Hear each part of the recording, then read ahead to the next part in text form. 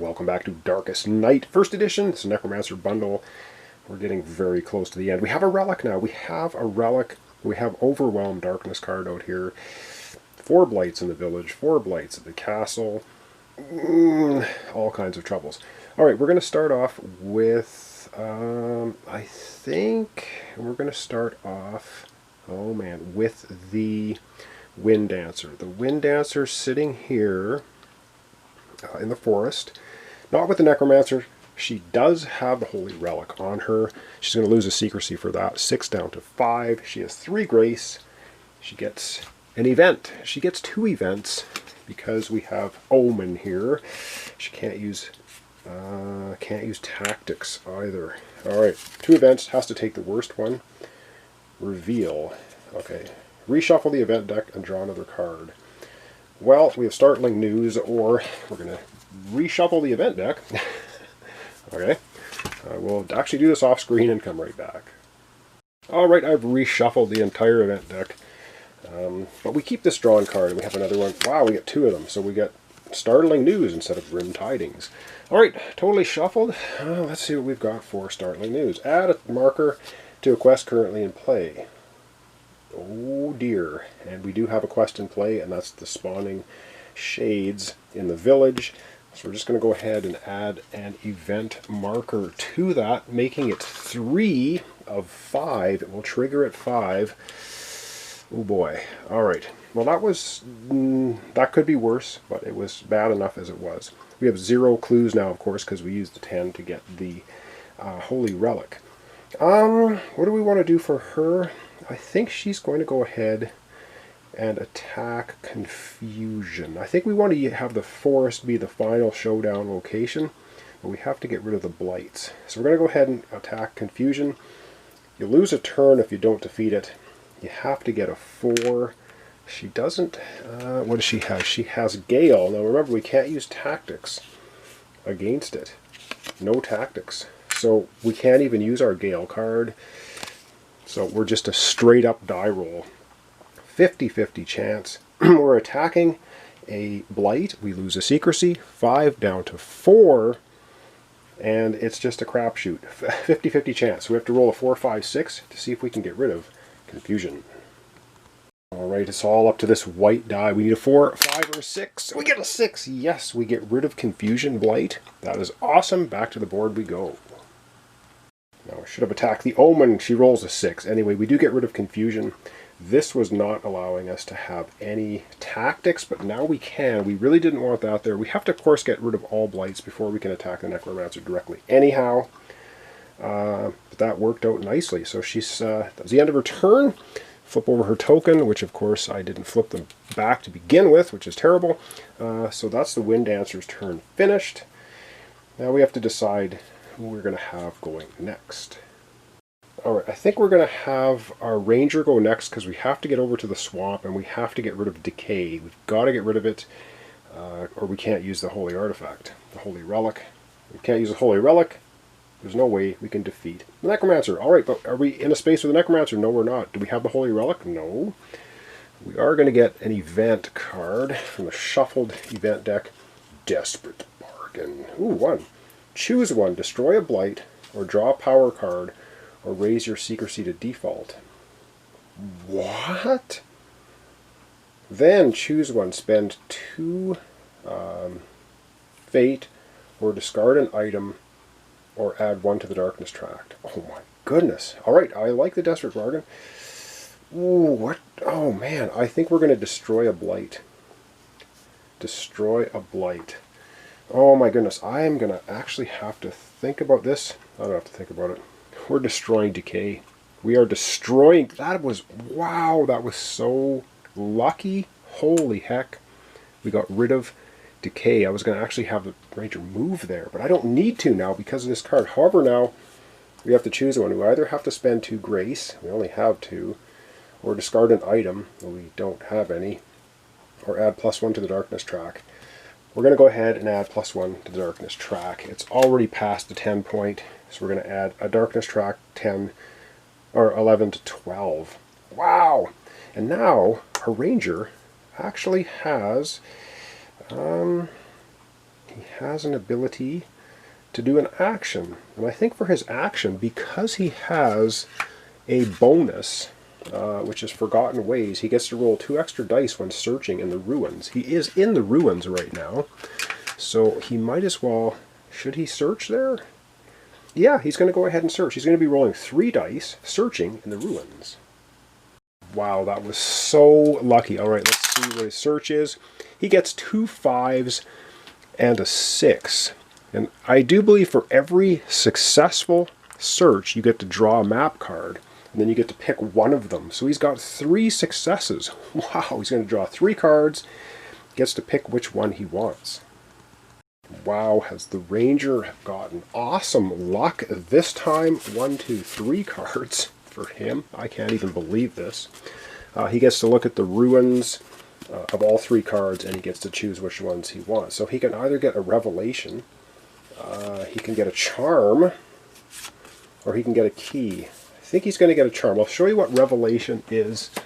I don't think it's what we actually want right now. Revelation is actually gain 3 clues. We don't care, we have the relic now. But the charm lets him reroll all dice on an attack.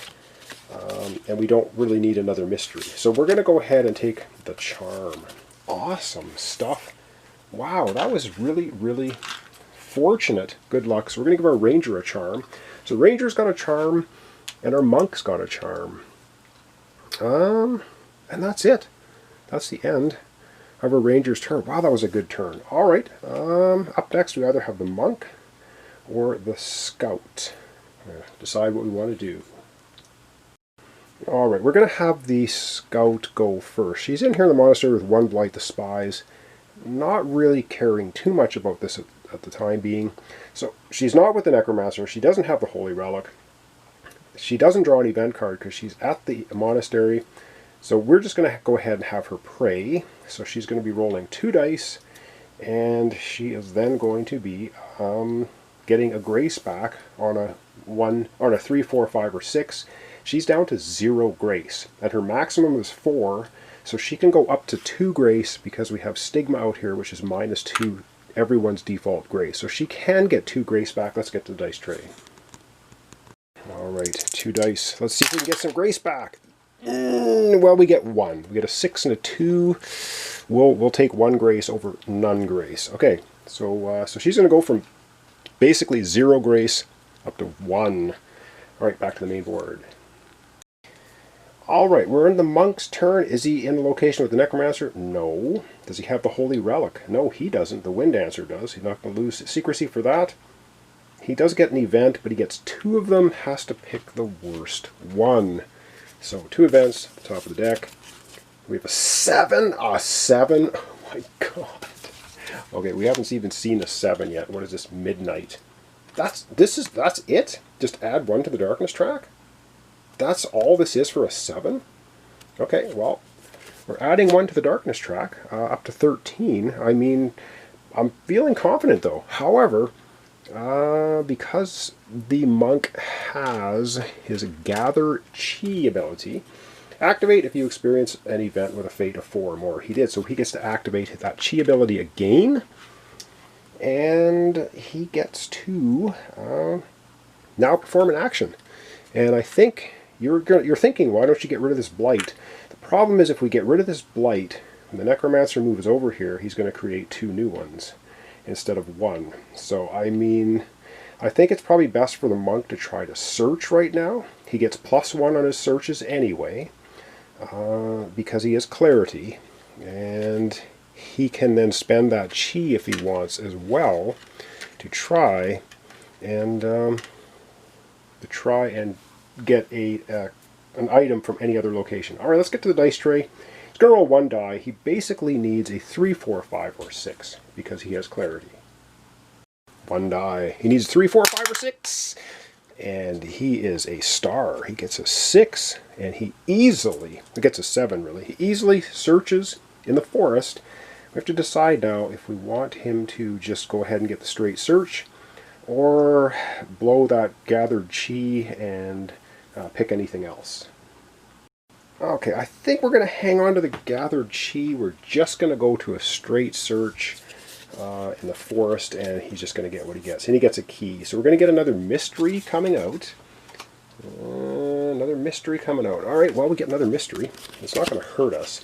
Pray for guidance. We get 2 clues. And this is at the monastery. Okay. Trying times can test men's faith, but also forge it anew. Those who shut themselves in quiet places and listen carefully may emerge with new wisdom. Permanent. +2 clues if your grace increases by 2 or more from a single prayer action. At the monastery. Okay, well, that's pretty cool. We'll use some red dice there. We'll put a 2 on there and a 2 on this one. And now we can get clues while we pray as well. Interesting. Okay, that was the monk searching, getting that. And now, of course, Omen doesn't do anything to anyone. It's just sitting there causing worse events to happen. So that's going to be the end of the turn for all of our characters. And now it is time for the lovely Necromancer to have his go. Let's roll a die. Oh dear, the Necromancer goes, and we roll a 5. A 5. Alright, let's get back to the board and figure out what 5 means. Well, 5 is not fantastic. The reason being is our Ranger's at 4. So Ranger's detected, a Monk's detected, he has a secrecy of 3. Our Wind Dancer's detected, secrecy of 4, and the Scout is in the monastery. So, unfortunately now, or maybe fortunately, we have the Necromancer has 2 choices. He can either go to the forest, or he can go to the ruins. So 1, 2, 3 goes to the forest, 4, 5, 6 goes to the ruins. Let's find out which direction he goes in. I'm kind of hoping he goes to the ruins, but let's see. A 6. He actually does go to the ruins. All right, back to the map. All right, he is going to move to the ruins where there are no blights, but a Ranger. And because of the darkness track being at 13, create 2 blights if the Necromancer's location has none. So we'll be creating 2 blights in the ruins. That's not great. So the first one we're going to get is Wraiths. Okay, we're getting some Wraiths if I can find them. Spies, Wraiths. Where are my Wraiths? Spectres, Dark Fog, Shades. I'll be right back with the Wraiths. Alright, found the Wraiths. Lovely, lovely little critters.